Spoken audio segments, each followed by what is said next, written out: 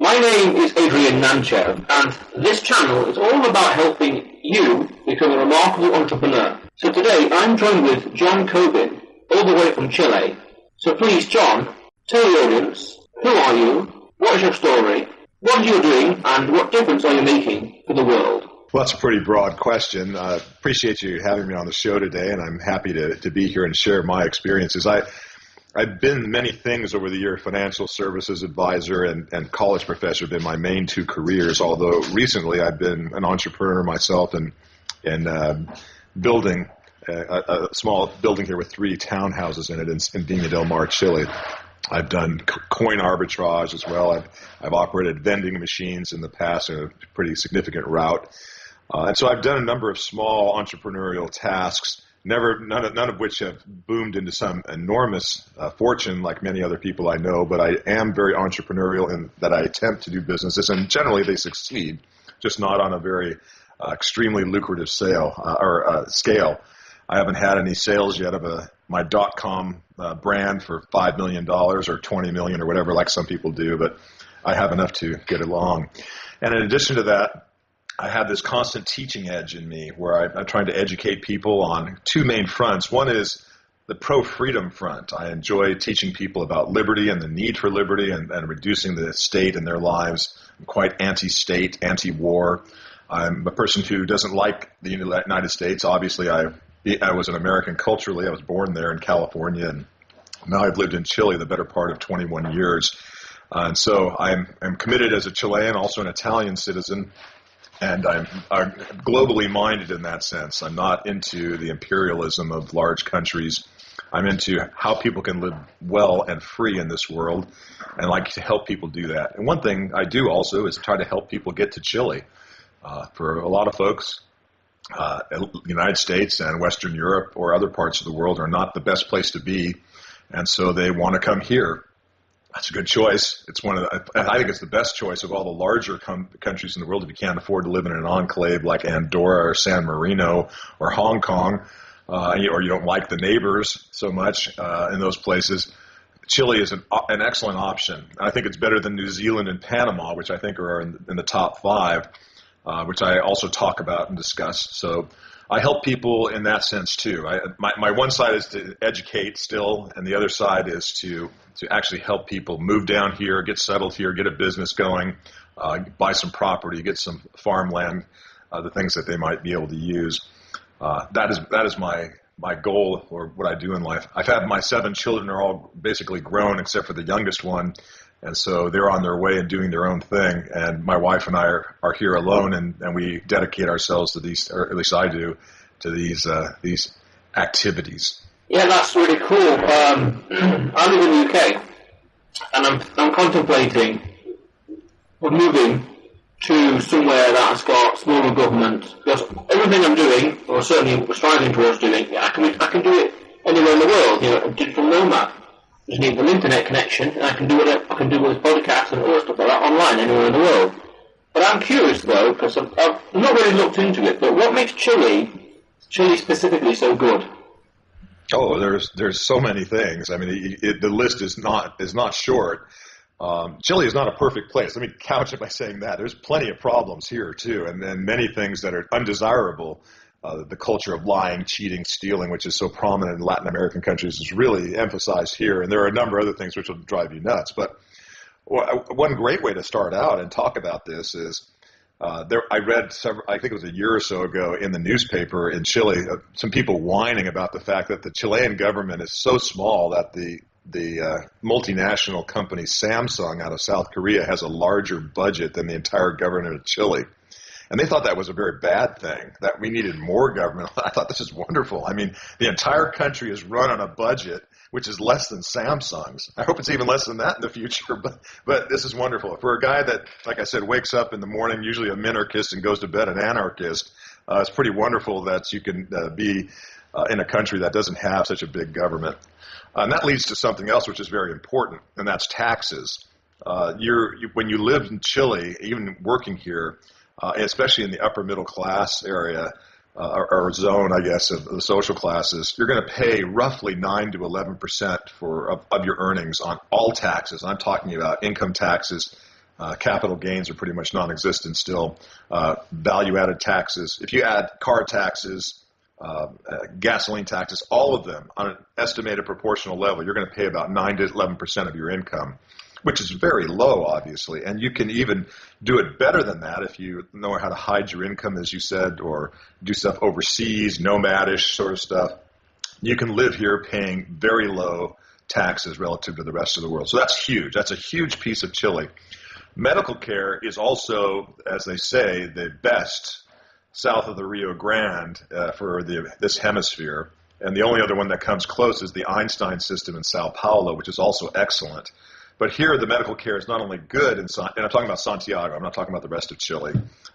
Your top hospitals there are great, and it's cheap. I mean, I think people come down here and say, well, I get a colonoscopy done for $300 in Chile. That cost me $5,000 in the United States. And in the UK, you probably have to, if you're over 55 or something, you got to get on a waiting list probably, and you're going to end up flying somewhere to do it if you're really hurting. Otherwise, your state might let you die, or you're going to pay some private provider in Europe. Something like that's going to happen. That's going to be very expensive. So Chilean medical care and medical insurance, both privatized, like the Social Security system here, are great. There's no institutionalized welfare state here, which is huge. It's just wonderful. There still is some aspect of welfareism. I'm not saying it's completely perfect. Some municipalities will offer a small grant to unwed mothers to get a home or whatever, but it's so minimal compared to places, behemoth states like what are in Europe or the United States, that it's almost non-existent in all practicality. Those are huge. Housing prices and office space in major city like Santiago or here in Viña del Mar, which is, I think, a preferred place to live if you can. And Santiago is a great city. I mean, for a big city, I'm not putting it down. I think it's a great place to live, too. If you don't mind the smog and the congestion and you need a job or networking. But here you can end up renting or buying homes that are far less expensive and of decent quality. The place I built, for instance, and I'm selling here, $300,000 is going to get you an apartment that's 110 roughly meters squared, and about $300,000, right around $300,000, maybe 275,000 euros, something like that. And I've got an ocean view that rivals the Amalfi Coast in Italy or Santa Barbara, California. I mean, it's literally that kind of weather, also better. And what are we talking about in Amalfi? $5 to $10 million for the same place, and Santa Barbara might be something close. So, I mean, those three things alone make it desirable. Those alone. But the list is far longer. Chile does not get in wars with people. Nobody hates Chile. Nobody's bombing Chile. Nobody even knows where it is, really. I mean, it's really off the chart. But it's the most – I've been in 70 countries, and Chile is the most beautiful country I've ever seen. Argentina comes close in the mountains. The South Island of New Zealand would probably be, a third place. And then maybe like the French Alps would be somewhere in fourth place. I mean, those are all pretty stunning places, to say the least. But Chile tops them all. I mean, that's how nice it is in certain places of Chile. So that makes your environment a pretty neat place to live. Property rights are very secure here. And also for other things, social things, like people like me, anyway, that tend to be very conservative socially. For instance, abortion is still illegal in Chile, which I appreciate very much. You don't have the rampant phobias or political correctness. It just doesn't exist here. I mean, not in any significant amount. Radical isms like feminism, radical environmentalism, or radical ecology, yeah, they try to make their inroads, but in general, they have not bitten off here, taken root. There's hardly any Muslim population here. And I'm not against anybody or any class of people or skin color I I don't care. But it is nice to not have people around that do what they're doing in Europe, for instance. I mean, I'm glad it's not here, frankly. I'm into protecting my property and my rights. I don't care what other people believe in that sense, and I'm a Baptist pastor. That's true libertarian. The most libertarian of all Christians are Baptists. And so I'd be happy to share the gospel with anybody, but I'm also not interested in the state controlling what anybody else does or thinks or anything else. So, I mean, I'm very, very Baptist in that sense. So Chile is fertile ground for that. I don't have Sharia law issues or other stuff like that. So those are just a few things, and there are so many more. Just go down the alphabet soup we don't have here. The jackbooted thugs, the cops that are brutal and break into the wrong house and shoot people, or how many people are killed by cops every year in the United States. We don't have mass shootings in Chile. The buildings are the strongest in the world. We have 8.8 earthquakes and knocks down a few structures relatively. It would just devastate, annihilate any country in Europe if we had that. Look at Italy gets trashed by 5.8s, 5.9s. Japan, But anyway, the list goes on and on. We could talk all day about these things, I suppose. Well, that's all right. I've got plenty of time. Recently there was an earthquake in southwestern Turkey, not far from Italy. This part of Chile, would you live again? Viña del Mar? Yeah, Viña del Mar. It's north, it's northwest. It's mostly west-northwest, I guess I'd say, of Santiago, about 120 kilometers, roughly. Yeah. Oh, right. Also, when you say that no one hates Chile, I can remember something about Libya not liking Chile very much because Chile took some coastal... Chile took Bolivia's access to the ocean at one point in the 1870s or something like that. Or is that way beyond, out of living memory, so no one really cares nowadays? Or I think the Bolivians care a lot. Yeah, I guess I should qualify my statement and modify that previous one. Yeah, anytime you have borders, obviously with other people, you're going to have some people have problems. Argentines, for instance, have some problems with Chilean, and they argue about the glacial fields down south and up north. Sure, in 1871, when the Peruvian-Bolivian coalition attacked Chile. Chile went up there and went all the way to Lima, took all the property or the real estate up to Lima, and obviously eliminated Bolivia's access to the sea. And then they retreated back, gave most of it back to Peru, but left Bolivia landlocked. And Bolivia is a poor, backwards country. It's a terrible backwater, an awful place.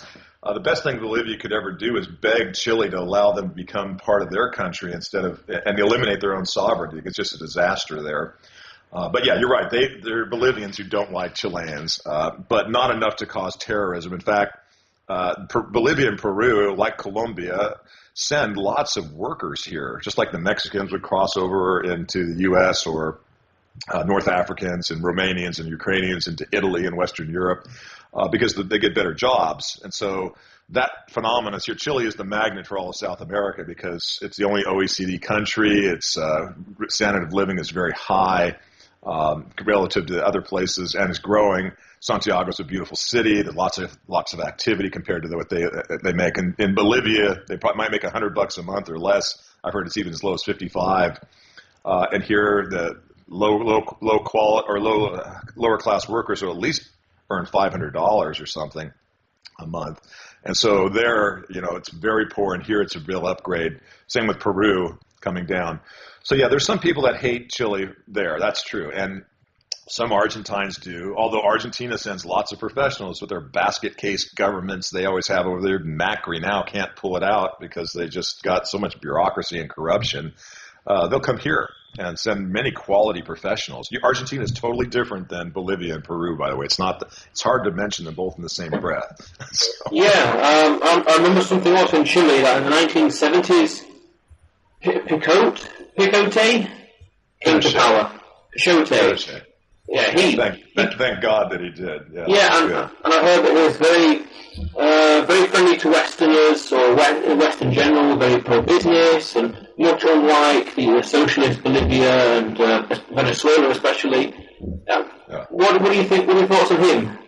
Well, just to point of clarification, I believe South America is still in the West. Actually, we wouldn't consider this East. Although I know in Europe, maybe you almost look at Africa as being East because you sort of consider that to be somewhere over there, not like the rest of the developed world. I think South America, you have to land pretty firmly in the West for its traditions and its way of doing things. But when Chile was the poorest country in South America in 1970, and in a three-way election, communists and somebody from the Socialist Party who was frankly a hardcore communist with ties to Russia, especially to Cuba, came to power. Salvador Allende was his name, and he completely demolished the So Allende took power and ended up just destroying the country. There was the agrarian reforms were just ripped off the property owners and gave the property to workers, for instance. Inflation hit well over 10,000% in 1972 and 73, as I recall. And so the currency was destroyed. One professor told me you had to wait in line 2 days to get a piece of meat you couldn't eat. It was a disaster, absolute disaster. And so Pinochet came when the military was about to be attacked by Allende's private military force, mostly made up of Cubans. And Pinochet attacked back first, and Allende committed suicide, the president. Of course, since then, there have been these leftists here who just love Allende, idolize him and whatnot. But what Pinochet did is not being necessarily like a libertarian, but more right-leaning, certainly. What Pinochet did, not knowing much about economics, is he turned to the Chicago School up in the United States. He said, there's this famous thing, I look at two great powers in the world. One is the Soviet Union and one is America, and I'm going to pick America instead to help run our country. And so, of course, back then, America was far more free market than the socialist utopia it seems to be becoming, or fascist more than socialist. And so Pinochet selected Milton Friedman and Arnold Harbinger, and others came down here to help, and a lot of the students were educated up there. And so for about 6 years, they had some serious crises until about 1981, where they had a very serious recession. I think it was 81, 82. And then after that, they really began installing free market reforms, like privatizing Social Security, eliminating tariffs, almost. They got down to about 6% of where they are now. Income tax rates went down significantly. Some people still look at the marginal tax rates in Chile thinking it's 35% and worldwide and all that, and they really don't understand the way things work here. You have to really make a lot of money to hit even close to those, and before you do, you avoid it by other means. The worldwide income tax only applies if you do business from Chile in another country. Then you would have to pay tax in Chile. It's not like the United States' tax system here. Some people have that confused. But anyway, they changed all that when these guys came in. They basically wiped out almost all the labor unions. They privatized most of the enterprises that were public enterprises, except for some big exceptions, like the big copper mine, Codelco's still there, and INOP, the petroleum. Chile doesn't have any petroleum to speak of, but they still have this government bureaucracy that gets involved. So, but in large measure, they eliminated the vast majority of socialism and other kinds of things. They even repaid people who had property nationalized in the North for mining operations. They did a great deal of work and brought down a lot of American ideas and, frankly, a lot of Western European ideas. And Chile began to prosper. And by the end of the 1980s, Pinochet, the country was really doing well. And Pinochet put it up to a vote, says, you want me to stay in power or not? And people said no, and he left. He voluntarily stepped down from his dictatorship, which I don't think was a great dictatorship in a lot of ways. It was safe here, that's true, but nobody likes living under a dictator. And so there were some issues, and some leftists cry that there were 3,000. Other people say it was only 1,000 that Marxists were killed in this so-called civil war here. And it may well have been a sort of a civil war. I can't say I shed a lot of tears for Marxists when they were killed in their uprisings, but I don't like any kind of torture or these other kinds of horrible things that happen under dictatorships. It also happened under British rule and under American rule. I mean, there were lots of nasty things that happened in war, so I'm not a fan of any of that kind of stuff, as you know. But I will say this for Pinochet, just as I would say for Jefferson, despite all his foibles, like, Jefferson's slave ownership or his raping of his own slaves and whatever else we might say about a guy like that, I really admire Jefferson the same way I admire Pinochet because he eliminated evil. I mean, communism here was totally evil, and he completely ousted these buggers, and now we have the best economy in South America and growing, and still, in spite of these last 4 years of a horrible leftist president that stagnated everything, and now she'll certainly be gone in a few months. We still have the best place to be economically, and we are by far the wealthiest country per capita, and it shows in Latin America. And that transformation has happened just in the last 40 years, and really especially in the last 25 years. So you get to Santiago now, or to some extent Viña del Mar, and you see a totally different world than people could ever have imagined before. Even now, the maids and the security workers and things like that can imagine sending their children to college, something their grandparents or their fathers at least could not imagine. So things are looking up here in Chile for sure. How would you say that all this history, all this past, that's like now embedded in the Chilean mindset and in the culture, especially with regards to the government and tax and all the rest, and that mindset is not going to go anywhere. So Chile, certainly, I don't know, my lifetime would be like this. It's not going to change too much. Not me a leftist or anything like that, or like Bolivia. Can't imagine it ever going the other way. Chileans have had it too good now to realize that they're not going to go back, I don't think, to the hardcore left. We still have those commie kind of people here, okay? So, but they're 10% or something, and so we can assume a communist party, people elected to the Congress, but they don't have enough force to move Chile that direction. Like most places in the world, it's governed by the center here. It tends to be center-right, and the country tends to be far freer than other countries of the world, even more than New Zealand. New Zealand I admire very much, except I don't like living in a society that is so politically correct, and you have to put up with so much nonsense socially there. I'm just not interested. I still remember in 2000 when I was there and I was looking in the phone book for something, and I stumbled upon, and I know they don't have phone books anymore, I'm sure, but I stumbled upon P's, and there's prostitutes. And I thought, why do I want to live in a place where they actually advertise prostitutes in the yellow pages? I mean, it's a real, and some people might say, well, I don't care. Well, maybe you don't. Go live in New Zealand if you want. But for me, that's just indicative of the social culture of New Zealand that I don't care for. I don't like it. That's not comfortable for me.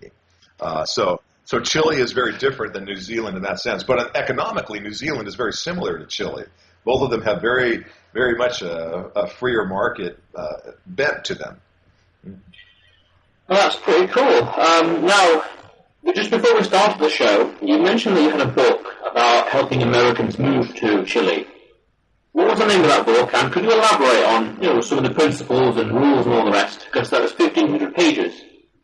Yeah, I've been writing on Chile for so many years. I just compiled stuff into a book called Life in Chile, a former American's guide for newcomers. And of course, the title's intended to shock a little bit because nobody could imagine ever wanting to leave the United States, literally and dump it and adopt Chile as the home country. But that's what I did. And it's a bit about my story, about showing up here with very limited funds in the 90s and establishing myself, even though I didn't know Spanish, and how that worked, and the people that helped me, and how I ended up being able to live my life here. And it also has lots of interesting practical things, like where do you get the lowest ATM fees, or where do you how do you get a maid, or how do you take out the garbage? There are all sorts of all sorts of detailed practical parts of life here. What do you do when you actually get here? Because life is different here than Europe or the United States. How do you, where can you go if you want to live? If you're living in Santiago, how do you get an apartment? And, why are the buildings pointed in such a strange way? And, what's the regulation behind that? And, where do I want to visit? What are the beautiful places in the country? Where can I get, where should I go based on my budget?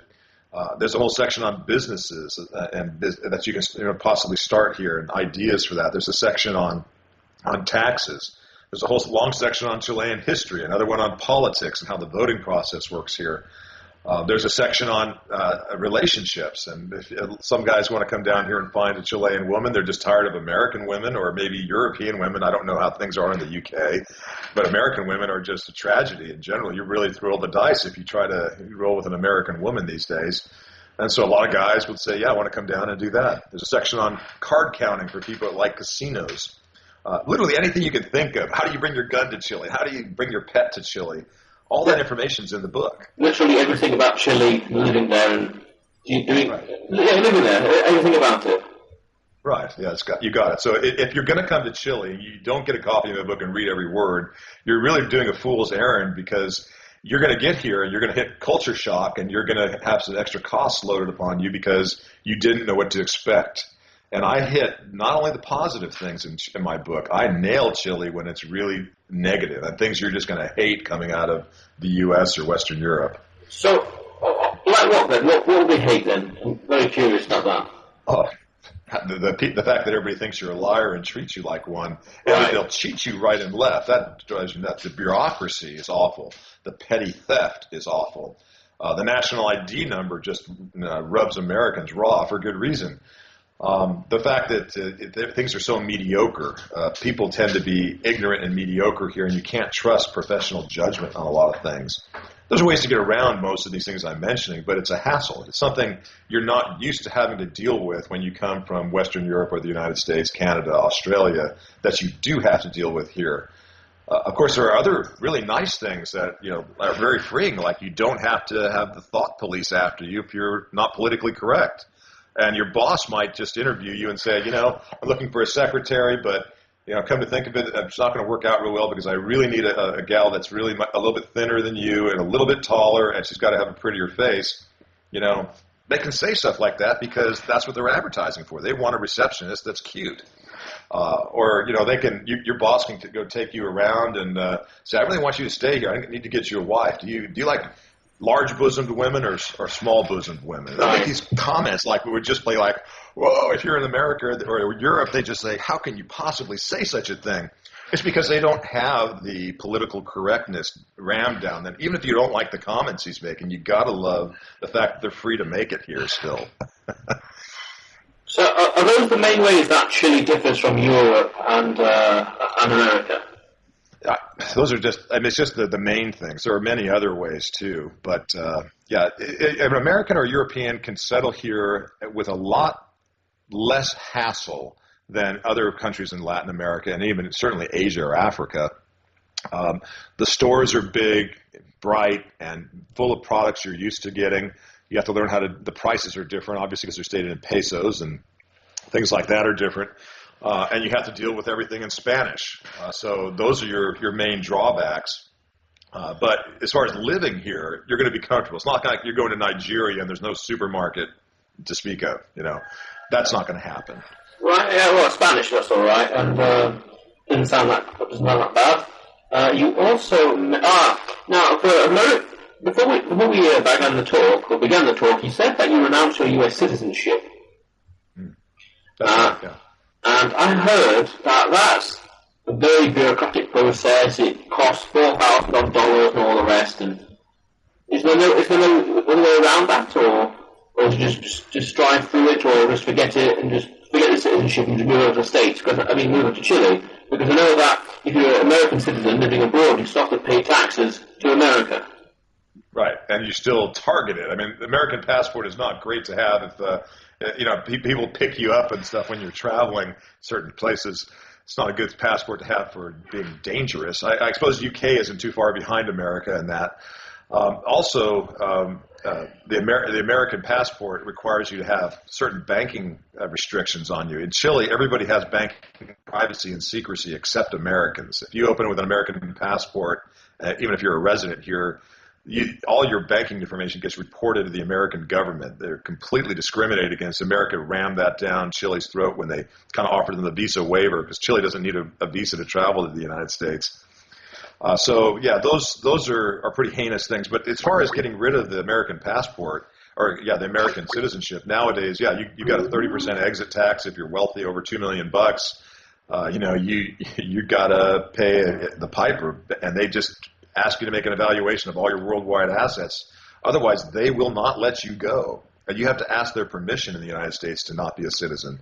And they'll continue to badger you. Sure you want to do this? Sure you want to do this? And finally, you have to go down like I did to the embassy in Santiago, raise your right hand in front of a flag, the most torpid, stupid thing you've probably ever seen, and repeat some gibberish to them that you want to leave. Are you sure you want to do this? Yes, I swear before this flag and this consular official that I do not want to be an American anymore. Thank you very much. And when I renounced, I was grandfathered in on the fee, so I didn't have to pay the $3,800 or whatever it is, $4,000. I only had to pay like $500, which is still a lot as far as I'm concerned. The point is, the whole exercise proves to you, if you're an American, that you are not that free. if you're not free to leave, you're just a slave on the plantation up there. I don't care what they tell you otherwise. You're not free to leave. And if they don't give you permission because they think you owe taxes, they think you've got some kind of, whatever legal issue up there, they're just not going to let you go. And you're screwed. You're going to be stuck here and always going to be under their jurisdiction. Even if you end up getting a second passport and burn your passport, they're still going to consider you their citizen until you got to get that little piece of paper from the State Department that says, yeah, we've let you go, which I've got, thankfully. Yeah. Wow, okay. I didn't know it was as serious as that, going to the embassy and throwing a flag. Would that be the case with most Western countries where it's a little difficult to announce the citizenship and arguably to escape? I don't think it really is relevant because, especially British, you're born British, you're always British, and you can't change that. But it's not really that intrusive. The British government, or like the Italian, I'm also an Italian, as I said, they don't care if you're living overseas if you pay taxes to the home country. As long as you're not resident there, you're not taking part of the welfare benefits in the home country, you just live with your passport overseas. And the countries also don't put any pressure on the Chilean government, for instance, to release banking information or do whatever else American government does. So I don't think having a Western European passport or any European passport is really a problem. In fact, I think it's a great benefit to have one. I recently recovered my grandfather's the ancestral passport because I think having an EU passport gives you lots of different options in case Chile had a problem someday. At least you got 28 countries you can go to, pick the best one, and plan the next route while you don't have to be a refugee. Being a refugee is a bad deal. It's only one step better than being a stateless person. So if you can get an EU passport, or you've already got one like you do, hang on to it. I don't see any reason, any downside of holding it. You mean the British passport? You don't see any downside of holding that? Not that I know. I'm no expert on British passports, but what would you think? I talked to a Russian guy the other day who's coming to Chile, and he had a principle wants to get rid of the Russian passport because he hates Russia so much, but in terms of holding it, there's probably no real downside to it. It doesn't hurt him. Not particularly, no. There's no real restrictions, visa or otherwise. Banking or all the rest of it. No, not that I can think of. Maybe some further research. There might be something obscure, some fine line in the details somewhere, but not that I can think off the top of my head. No. Yeah, I think European passports are good. I think getting rid of African and maybe Middle Eastern passports is a different issue. They might have some kind of control. And certainly Southeast Asia passports can cause some problems for people politically and otherwise. So you may want to get rid of one of those, but I don't think a European passport's an issue right now. Speaking of Southeast Asia, you said that going to places like Cambodia was a bit difficult compared to, say, New Zealand, or not as good as the French Alps, or not as easy as Chile. What makes Asia so difficult to move? I didn't mention Cambodia in the sense that I've never been to Cambodia, so I may have mentioned Hong Kong and Singapore. I've been there, and I've been to Thailand and Vietnam, so I've been to a few places like that. Obviously, those are very oppressive, corrupt regimes, all the main countries. Singapore and Hong Kong are wonderful, if you don't mind living next to mainland China and Hong Kong, and you can afford it. It's a very expensive place to live. So those kinds of enclaves, and of course in Singapore you have to put up with the fascist social stuff, like you can't spit out your gum, or they lynch you if you have pot. Stuff like that. So you have to put up with things in those areas. There's no freedom of speech. So if you're willing to put up with that, you can live really well and really a very modern, enjoyable life. But a lot of people can't. I got plenty of people that want to come down they're Joe Blow who's making $50,000 a year in the U.S. and they got a little bit of savings and they want a place to go. They're not going to go to Hong Kong where it costs $35,000 a month to live in a standard middle class lifestyle. Come to Chile, they could actually do it. I was going to ask you something about Singapore then. I can't remember what it was now. That's all right, because I mentioned Cambodia because that's one of the few places in the world that I'm thinking of, moving abroad. Because just to travel, really. I don't need much infrastructure, just really the internet, somewhere to sit down and have all the set up, and that's really it. So I was thinking Marbella, because there's a lot of wealth down there, and it's not as crowded as, say, Monte Carlo, or Monte Carlo or Monaco. Or maybe Bermuda, nice and remote, but at the same time, whatnot, Grenada or Cayman Islands, but also Cambodia, and with that is with a flight, or Mexico. But Chile, interesting. Something I was going to ask about Hong Kong. I think Singapore might be slightly better, because Hong Kong, the lease on that will expire in 25 years, and then Hong Kong truly becomes part of China. Yes, that's always a danger. I don't think the Chinese will be that stupid to do that again. They might. I don't trust states really, but and I talk to enough Chinese students when I work with 5-1 Talk to convince them or talk with them about books like Animal Farm, and it all comes out how really the communists are still there and oppressing people. I don't think they're going to just give away Hong Kong like that and destroy it. They might. They probably won't, though. There's too much at stake for them. But having said that, if you look at the infrastructure that's in Southeast Asia and the levels of public hygiene and the ability to really enjoy a decent life, free of things like pests, like snakes, even, I think Southeast Asia is a problem. I think there's very little to compare anywhere over there with a place like Chile. If you want to live on an island, there's lots of islands. And islands are great. You have to be an island kind of person. Because Caymans, like you mentioned, or certainly the Bahamas. We have people that come here from some of those islands because they get tired of that kind of rock fever. You have to be willing to like the isolation, and you don't need a job in that particular place. Like you work on the internet and stuff, so you don't need it. You have to have all those boxes ticked to be able to make an island work for you. And if you like island life, great. You'll enjoy it very much, and that can be certainly a competitor to someplace like Chile. Chile is the kind of place you go if you want to have a normal life, where you want to have, you can drive in your car a long ways and go to see beautiful things in the country. You can have lots of local church choices, for instance, or social groups or country clubs, population centers that are more than, the biggest population center in some island might be 100,000 people. Instead of that, you at least got one city that's, 5 million or more to have good supplies and great air routes.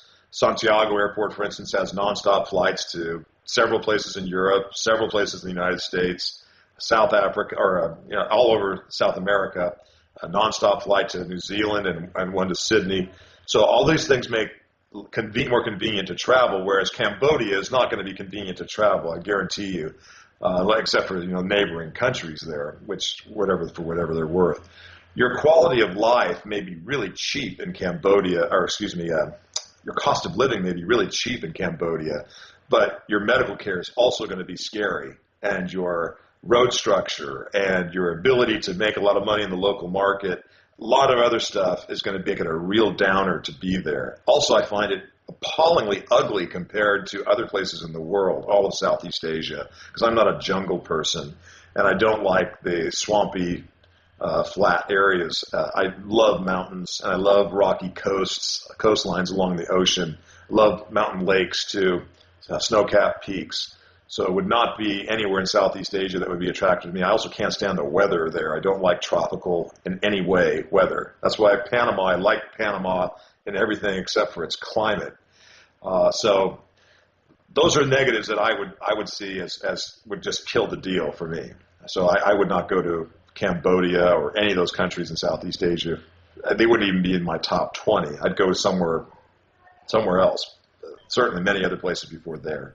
Oh, that's all right. Just thinking, just planning. But medical care is a factor I didn't think about. And jungle, I was just oblivious to it. I thought, jungle, whatever. Okay, now you put it, Although in comparison, definitely, Chile sounds a lot more appealing. But, you gotta live in this place. Remember, you're not just theoretical. You gotta enjoy your life. And right now, I'm looking at a beautiful bay, a beautiful Pacific Ocean, and I got infrastructure that can get me to Santiago Airport in an hour and 20 minutes. I've got everything. Even public transportation works. It's not as good as Europe, but it still works. Those things are important. And if I get sick here, I can be. You might. This is the problem. You don't know if you're going to have a medical problem. whether it's an accident or a sickness. You're not guaranteed to have, be cancer-free or whatever until you're 90 years old. You just can't say that. And you do not want to be in the jungle there at all, and in any of those Southeast Asian countries by any means. But here in Chile, you feel very comfortable, very safe about that. It's a huge thing. And if you got kids, where are you going to send them to school? I mean, yeah, you can go to the elite compounds in Laos or Cambodia or Vietnam. There and educate your kids in the compound wherever they've got the nice school and stuff. And there are ways that the rich do well in those countries.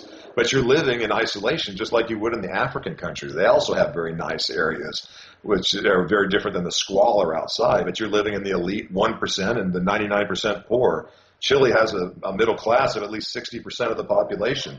And although it's not a middle class like UK, it's a whole lot better that they have some disposable income, and more people have cars and cell phones and all the other things that people would normally have in the middle class, and it's growing. It's far better to live with the middle class than in a society that is 99% poor, like Brazil or any of the Southeast Asian countries. Oh, interesting point. Let's have a middle class, a good burgeoning middle class. That's right. But, John, as we begin to wrap this up, what is it you're working on now? I'm just very curious about that. Well, working on now, I just continue the same things that I do. I do consulting and bringing people here, helping them. I keep my writing up with the blogs. Not doing any books at the moment, any other books. I'm doing a lot of online teaching with 5-1 Talk. And if you should go to my website, if that sounds appealing, think how this works. You said you're a nomad for your income. 5-1 Talk for native speakers of English, and they especially want Canadians and Americans, but they'll also take others if you apply to them. Go to my website, which is escapeamericanow.info, and look, I think the fourth to the last blog entry is about this 5-1 Talk company that I got on with to find out what would be good for clients or whatnot. And I've enjoyed it so much because I said I read Animal Farm and Orwell with these Chinese people that hate communism. I love it. But let's put it this way. If you are moving to a new country, you have a couple of things that are always going to be a struggle for you. One is the language. And if you're married, the biggest problem I find people coming down here is the reluctant wife, because a lot of times the man's willing to move, and very rarely is it the other way around. The wife is dragged around like a ball and chain and hates it, won't be positive about anything, just complains all the time and drives the guy crazy, and sometimes ends in divorce or something horrible. So those, besides the language, that's the only other thing that's more egregiously, or it's a more egregious issue than anything else. The reluctant wife problem, as I call it. It help you understand my use of the language there. I think it's an accurate description of what many people face. The third thing that comes up, though, is a little bit, I guess, a distant third compared to those first two, is how do I make some income? Because some people come here and they're wealthy. They just put their money in, whatever, Jersey or Guernsey or Singapore, and they've got their life here. If you got 10 million euros in the bank, you're okay. But here, there are some people that come that need to work. And if you could be mobile like you are and work from anywhere in the world and get paid through online sources or PayPal or whatever it might be, Pioneer, those things, it works out all right.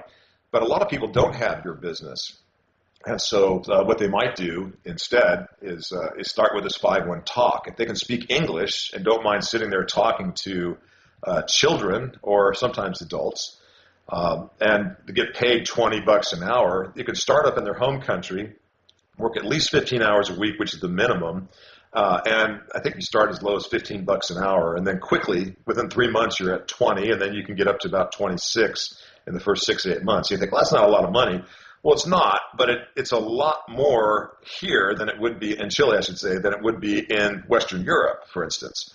And so going to a country, and say you've been in the UK, and now you're going to do 5-1 Talk 15 hours a week for the next year while you're planning your move. All of a sudden you've built up to the point where you're making $25 an hour, for instance, anytime you want to.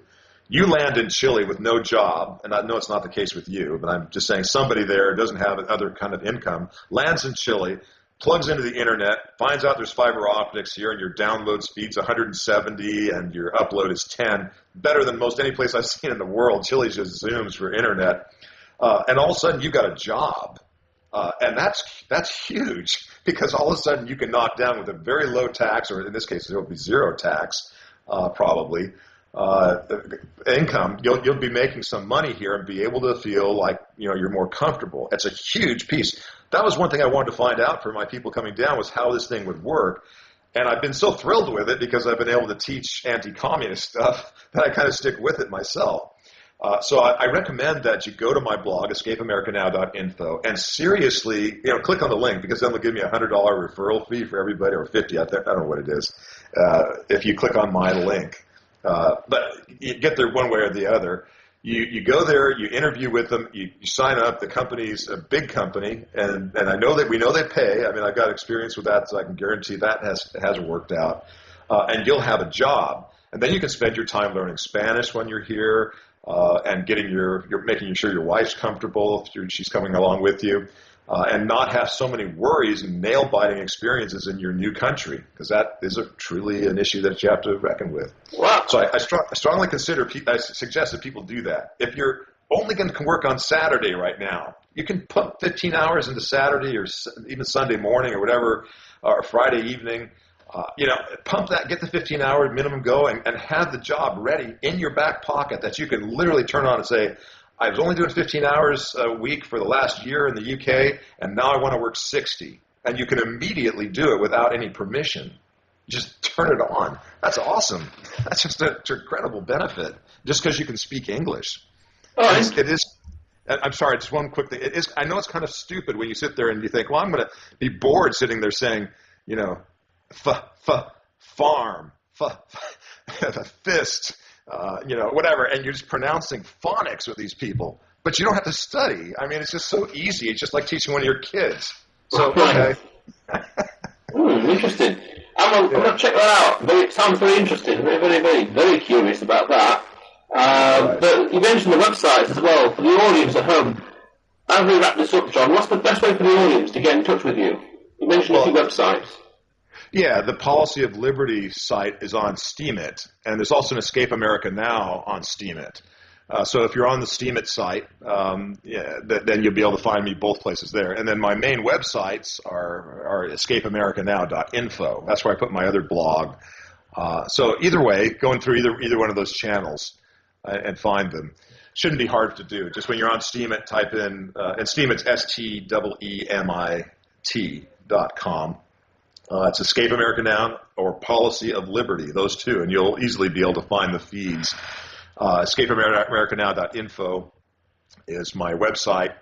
My personal site is policyofliberty.net, but there's not a whole lot there except some basic stuff about me and some of my books and articles and quotes and things like that. The stuff that's constantly updated, the other sites I've mentioned. And I hope you do get in touch. And if you're interested in coming to Chile, by all means, get in touch. And we're not. It's not going to be a cheap move for you in many respects, but we'll make it cheaper than it would otherwise be. And you should certainly join our webinar, which is a monthly webinar I do on Chile, and it's a $249 membership fee to do that. And then you can also get discounts on the book and other things when you sign up as a member. You can participate and ask questions, basically cheap consulting. And then also offer you consulting services, book services, and you should get a copy of the book if you're thinking of coming to Chile, absolutely. And you should read it before you come. Clearly you should do that. And you should get into 5-1 Talk. You should have all your ducks in a row before you just land here and figure you're going to plug in like it were any other Western European country or something. It's not going to happen. Yeah, definitely. These things, don't want to take them, it's a serious conversation. It's a serious topic to move. It's not taken lightly. Yeah. Right. And I've done it a lot. When I got my PhD at George Mason, the first place I applied in the U.S., couldn't get a job, and I decided I was going to go to New Zealand or Chile, and I almost went to New Zealand. I got on the short list there, and somebody else got the job at the university and decided I was just going to come down here. But just taking the analysis side of things, if you really are rigorous about it, I think you're going to come to similar conclusions that I have. And most of the libertarian community in the world knows that Chile is top player. Yeah, we'll look into it at the very least. But John, it was great having you on the show. Lot of stuff to talk about, a lot of stuff to think about. Thanks for having me. Wish you lots of blessings. Hope to hear from you again soon. Thank you very much. And ladies and gentlemen at home, if you haven't already, click on the subscribe button if you're on YouTube. If you're listening to this on Steam, don't forget to upvote and follow. Also, remember on YouTube as well, click on the bell notification right next to the subscribe button for the latest uploads. How cool is that?